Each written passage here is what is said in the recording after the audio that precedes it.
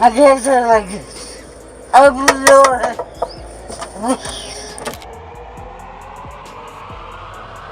Police officers are entrusted with safeguarding lives and property, leaving no room for error. However, there have been instances where their mistakes have had dire consequences, even resulting in loss of life. Let's explore 4 such cases that highlight alarming instances of police incompetence. Brace yourself for a deeply unsettling account in the first case. Hold on, Brad. Let me get in. Okay. Meet Lisa Edwards, a 60-year-old woman who, despite being discharged from the hospital and receiving medical clearance, adamantly refused to leave. Hospital security labeled her as a nuisance throughout the night, prompting the intervention of a police officer. Little did anyone realize the challenging day that awaited them. My name is Lisa Edwards. Okay, Miss Edwards. They said you had already talked to the doctor. You listen to me. I'm talking. You've already talked to the doctor. You've already been discharged from the hospital. They want you gone. I'm talking. I understand you say you got some problems going on. You're going to have to find a way to get out of here. Okay? I don't want this to turn into a situation where you have to go to jail. If you're looking for somewhere to go because you're cold, I'm sorry, but I'm not taking you to jail just because you're cold. No, I don't want that. Well, they said that you've been checked. The doctors have discharged you. I'm not You have no reason to be for here. a homeless person. I shattered my ankle and I had a stroke. Well, if the medical professionals have saw you and discharged you, They won't. I got nothing to do with that then, but you got to get going. I can't even get down there. You're going to have to figure out a way to get going. Frustrated with the back and forth, the officer made a decisive move and formally charged Edwards with criminal trespassing. Calling for backup, a pickup van was summoned, signaling the start of their escalating troubles. Oh no! I need you to step up. I Okay? can't. Yeah, you have to. Pull me back. Big step. Maybe, listen, you're going to have to get up there because we're going to have to physically put you up there if not. And that's not as nice. So please help us help you. Oh my God. You've been medically cleared, so let's get in. My foot's raw. I can't. You're going to break Yes, ma'am, you're going to have to get in my there. ankle. I can't breathe. You've been medically cleared, ma'am. Until now, Edwards had been vocal about 3 issues: a shattered ankle that made standing difficult, experiencing a stroke, and struggling with breathing. These circumstances cast doubts on the doctor who initially cleared her for discharge. Oh my God. Oh my. You do not have an inhaler, but you have 6 packs of cigarettes, ma'am. I do have my. Ma'am, I'm going to ask you to stand up, and I'm going to ask you to help me one last time. Despite repeated attempts, the police struggled in vain to place Edwards in the back of the van. Frustrated, the officer decided to call his lieutenant, unknowingly exacerbating the already difficult situation. Listen to me. You have been. I'm not doing this with you. Okay. This is the Lord's. Listen to me. This is the Lord's day. All I want to do is give me some coffee and some oatmeal. I'm not going to deal with your mess this morning. We've already spent too much time on you. You're going to get up here in this van, and you're going to go to jail. We're done with this. I'm tired of this dead weight crap. Put your feet up. I'm going to pass out. You're not going to pass out. Well, you know what? We'll go and get in there and pass out. We'll be done with it. Because this is all an act. That's all it is. You're not going back in the hospital. We're not taking you back. The tenant, displaying both rudeness and a lack of empathy, persistently dismissed Edwards, claiming she was merely acting. However, it was evident to anyone that her condition was deteriorating and she urgently required medical assistance. Despite her repeated complaints about struggling to breathe, the police callously placed Edwards in the patrol car with closed windows, callously joking and laughing about her condition. In the upcoming clip, you will witness why this particular case stands out as one of the most shockingly incompetent instances of police conduct I have witnessed in recent memory. I can't say it like this. Open the door. Open the door. Please open it. I can't breathe. I can't breathe. Unbeknownst to the officer driving, Edwards had been bleeding several times, only noticed when he stopped another vehicle for a traffic violation.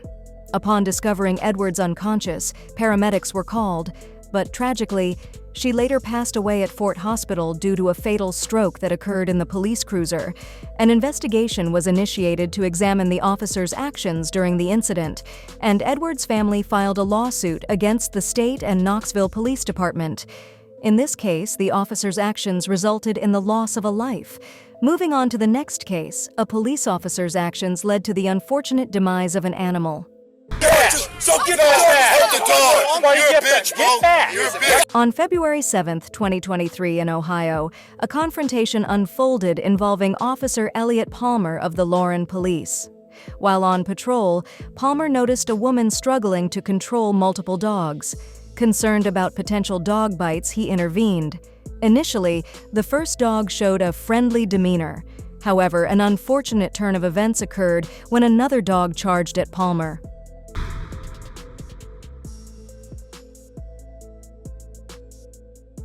Regrettably, the officer fatally shot the dog, later identified as Dixie, firing 4 shots.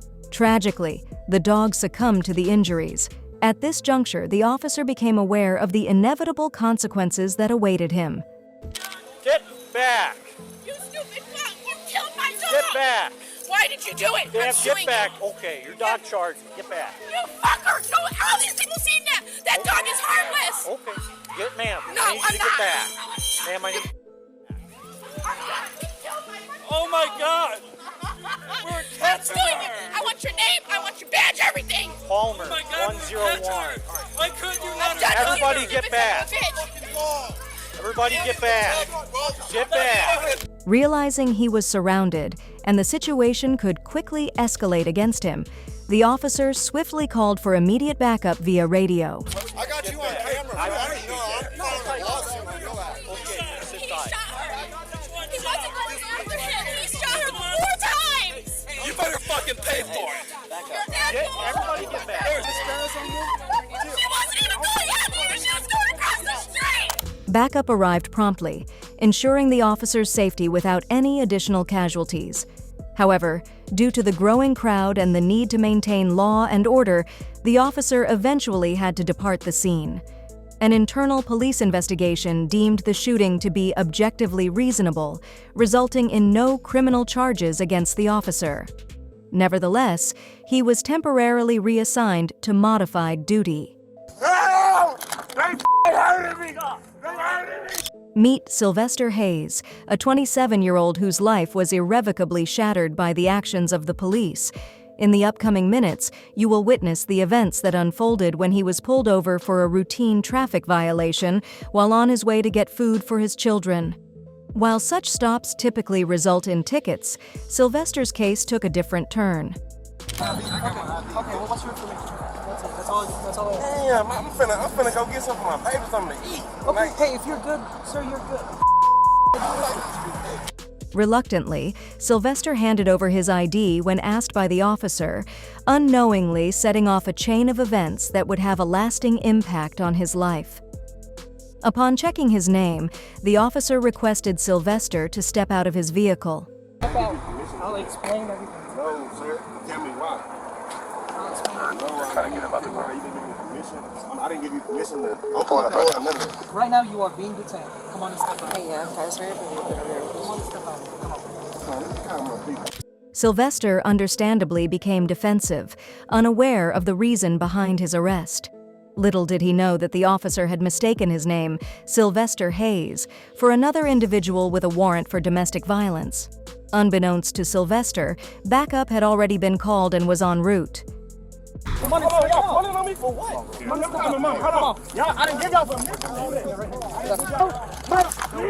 What the y'all doing, bro?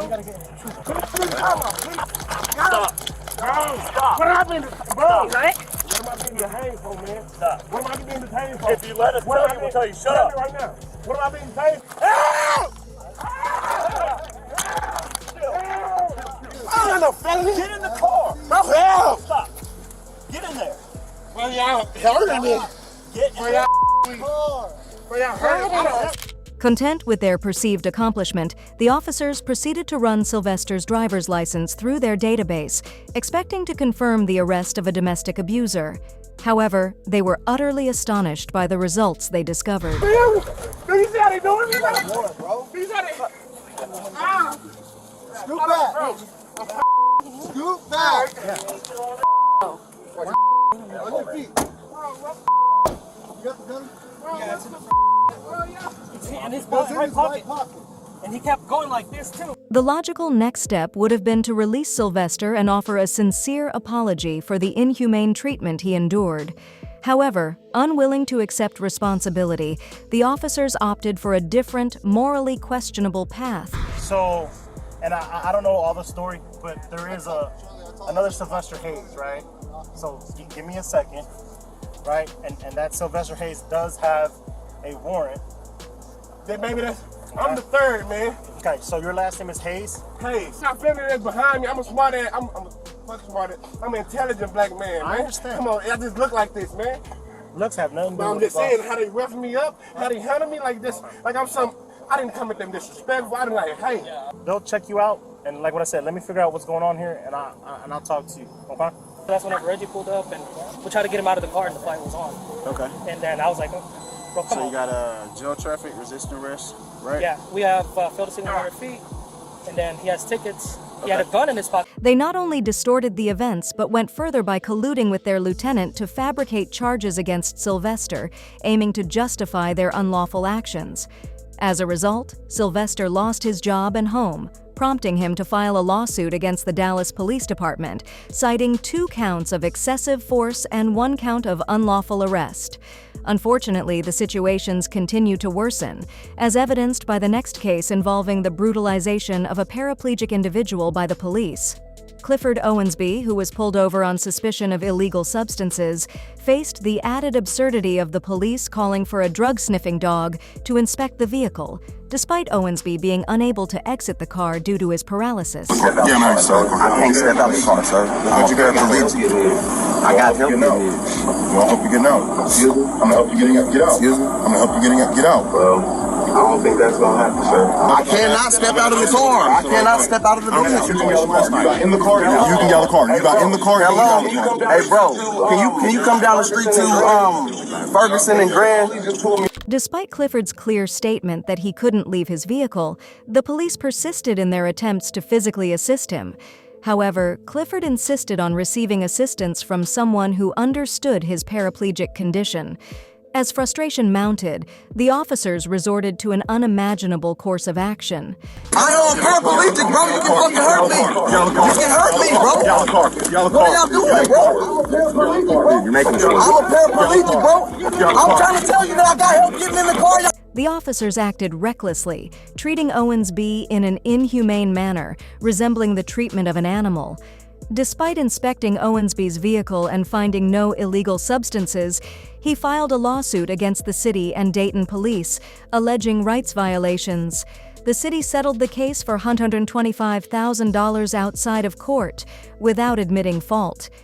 If you found this video intriguing, be sure to check out the next one.